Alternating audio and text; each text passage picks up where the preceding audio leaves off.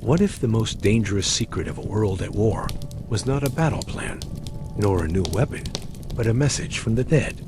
Imagine it is 1941. The world is engulfed in the fires of the Second World War. In the cold waters of the Mediterranean, the British battleship HMS Barham is struck by a torpedo. It capsizes and sinks in minutes, taking over 860 sailors with it to a watery grave. The event is classified as a state secret, a devastating loss the Admiralty cannot afford to make public for fear of shattering national morale.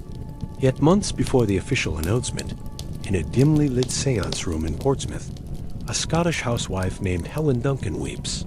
Through her, a voice speaks the spirit of a dead sailor, telling his mother in the room that his ship, the Barham, has gone to the bottom. This single act, this breach of a barrier, far more profound than national security, would set in motion a chain of events that culminated in one of the most bizarre trials of the 20th century. This woman, Helen Duncan, would become the last person in Great Britain to be prosecuted and imprisoned under the ancient Witchcraft Act of 1735. Not in the Dark Ages, but in 1944. So, who was this woman? A charlatan preying on the grief of wartime families? Or a genuine conduit to the world beyond, whose abilities so terrified the establishment that they reached for a centuries-old law to silence her? In this journey, we will not merely recount a historical curiosity. We will part the veil and explore the life of the woman they called a witch, to understand what her story reveals about the nature of reality, the power of belief, and the eternal war between the seen and the unseen. We will ask the question, what did Helen Duncan truly know? To understand the forces that converged upon Helen Duncan, we must first understand the battlefield on which her fate was decided. This was not a physical place, but a war of ideas that had raged for centuries. In 1735, the British Parliament passed a new Witchcraft Act, but this law was not what it seemed. It was not designed to hunt down practitioners of the dark arts. Its purpose was the opposite. It was a tool of the Enlightenment, a legislative decree that magic was not real. The act made it a crime not to be a witch, but to pretend to be one. It was the Age of Reason's attempt to put the supernatural in a cage, to declare the unseen world a product of fraud and illusion. The universe was to be a great clockwork machine, predictable and knowable, with no room for ghosts in its gears. For over a century, this rationalist view held sway. But beneath the surface of Victorian certainty, something ancient was stirring. A rebellion was brewing, not of politics or empires, but of the soul itself.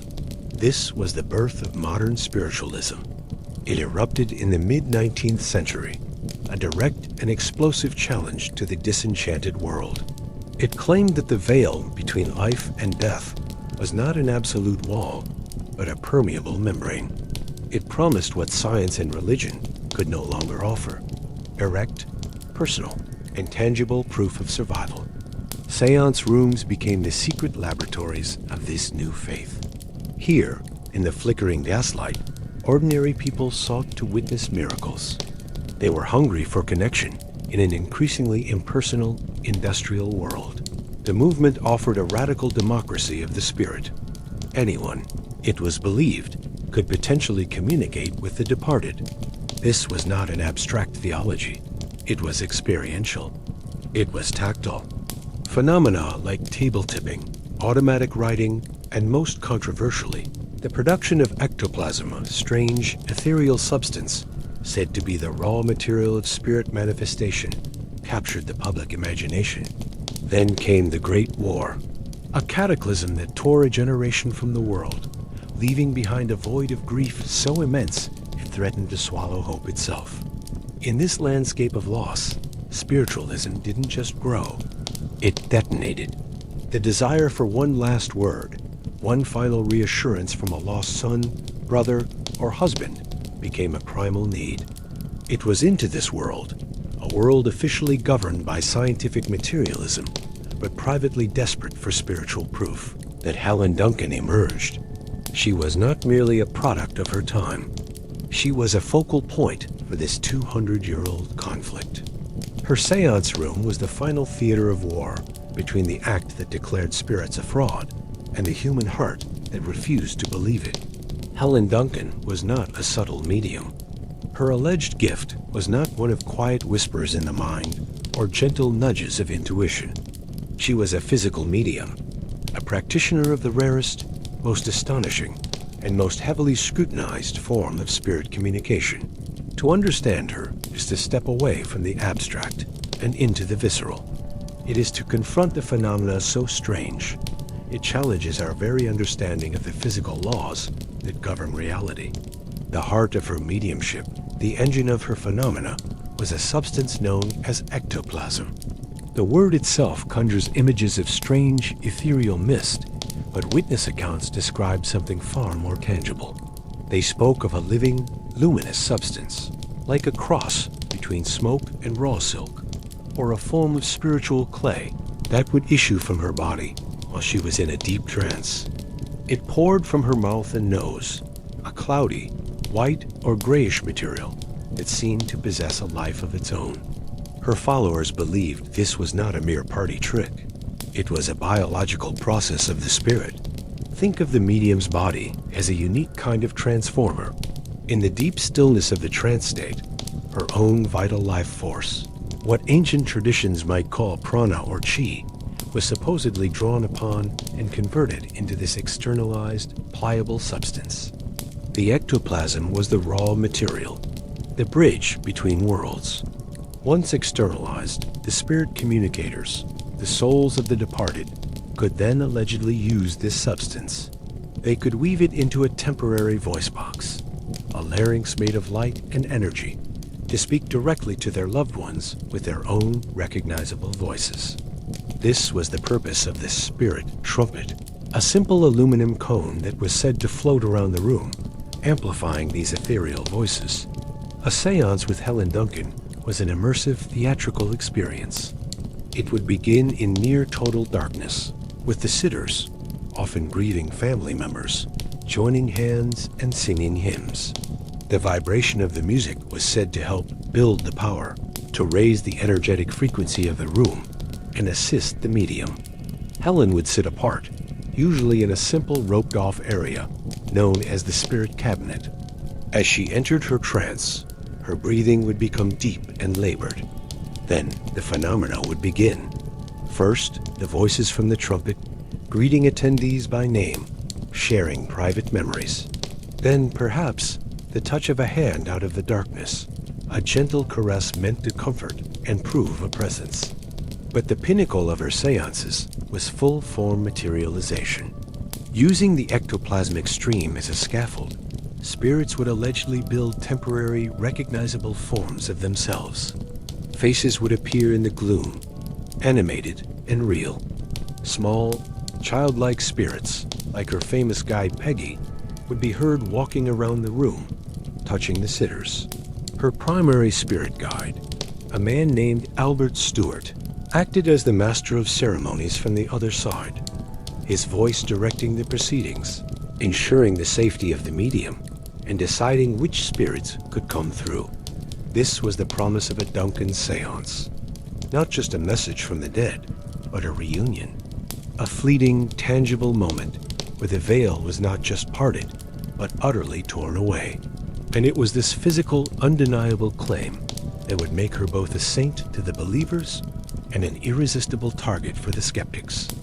Where there is a claim of a miracle, the shadow of doubt is never far behind.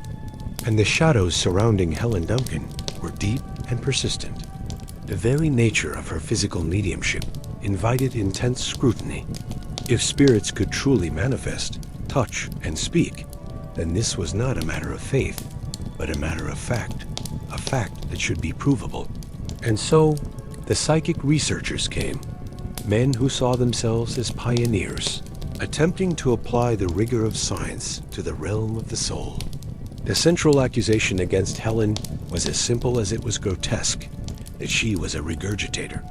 The theory proposed that the mystical ectoplasm was nothing more than cheesecloth, muslin, or even toilet paper, which she would swallow before a seance and skillfully bring up during the performance in the concealing darkness.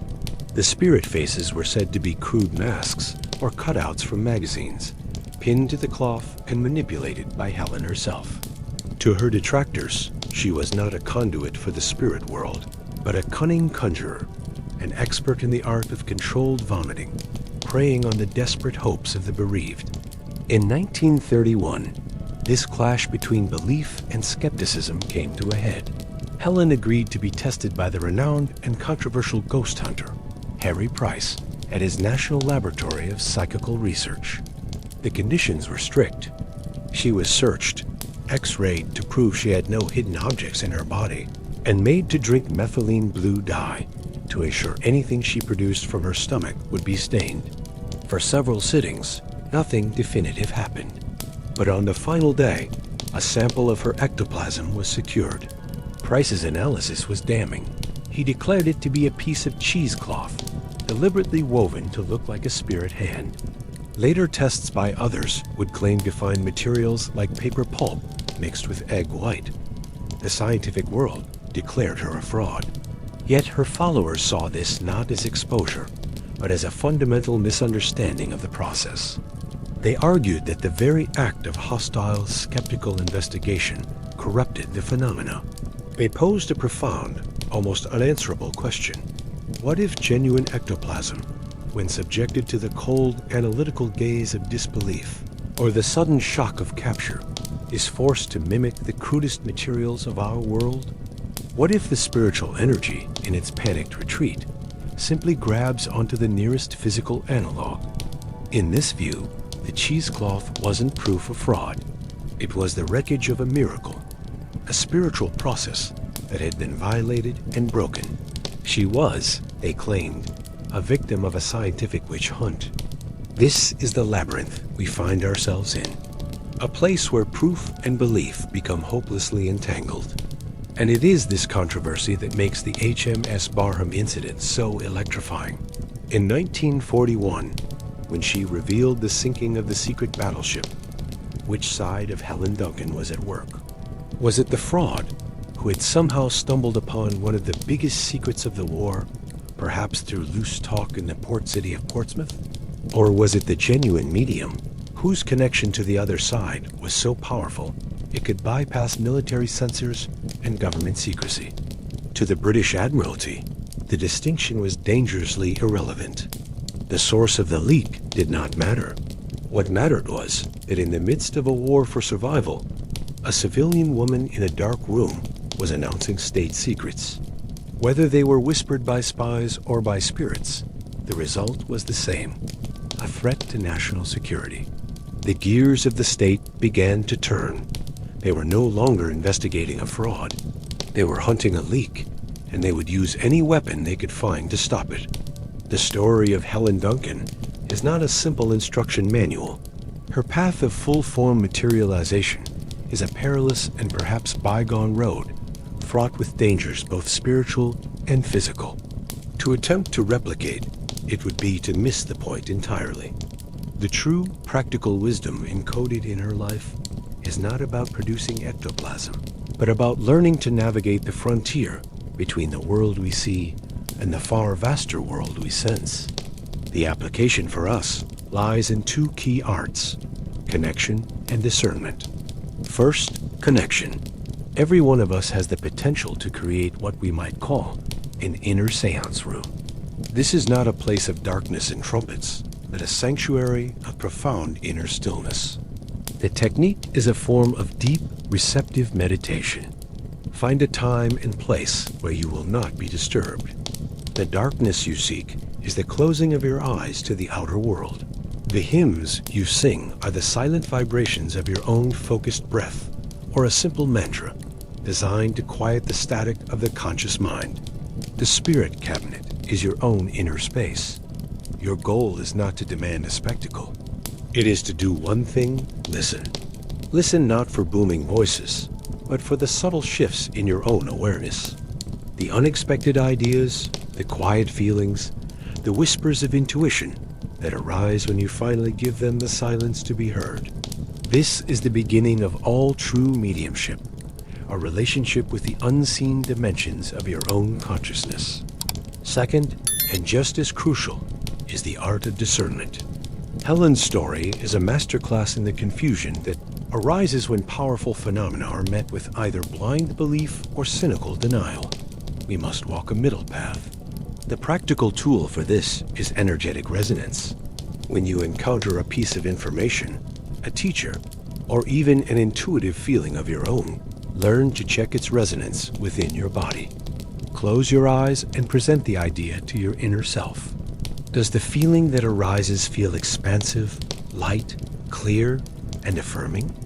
Or does it feel heavy, constricting, confusing, or fearful?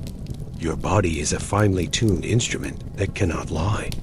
Learning to trust its subtle feedback is like developing a spiritual compass. Keep a journal of these feelings and the outcomes. Note when your intuition was clear and when it was clouded by fear or desire. Over time, you will learn to distinguish the signal from the noise. The greatest challenge you will face is your own inner skeptic, the voice of the age of reason that lives within all of us. It will demand proof. It will call your subtle feelings foolish. Do not fight this voice. Acknowledge it. Give it a name, if you like, and then politely ask it to step aside and simply observe the experiment. The goal here is not to convince your inner skeptic, but to gather enough personal, experiential data that a new, more holistic understanding can dawn. The true esoteric path does not lead to a public spectacle, but to a quiet, uncheckable, and profoundly personal gnosis, a direct knowing of your connection to the vast mystery of existence. So we arrive at the end of this strange, entangled thread. We have journeyed from the halls of Parliament in the Age of Reason to the darkened seance rooms of wartime Britain. We have weighed the claims of tangible, living spirits against the cold analysis of scientific inquiry, and we have witnessed how both were ultimately bulldozed by the raw power of the state. Helen Duncan, the working-class mother from Scotland, became a nexus point where the grief of a nation, the secrets of a war, and a centuries-old battle over the nature of reality itself all collided. In the end, the court did not need to decide if her ghosts were real.